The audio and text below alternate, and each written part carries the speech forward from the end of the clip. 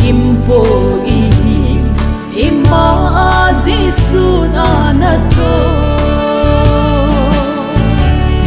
on pon ti o si pei chunga zonga na pon te leilam lung ye at sam kim om lo Krista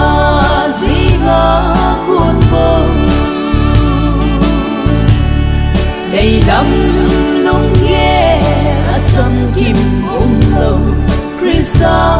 zinga kun bo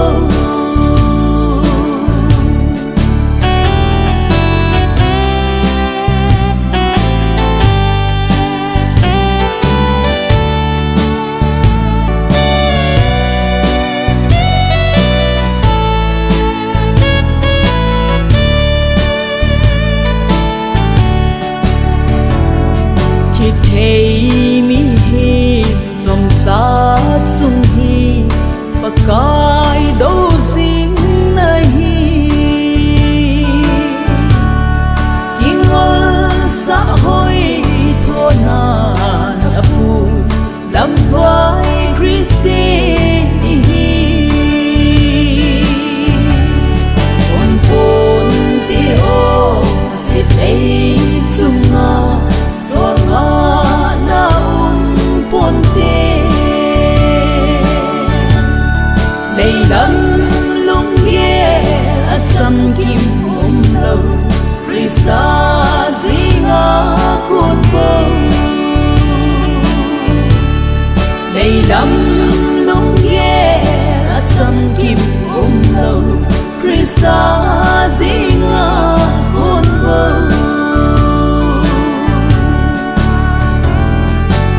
vang pakai kahin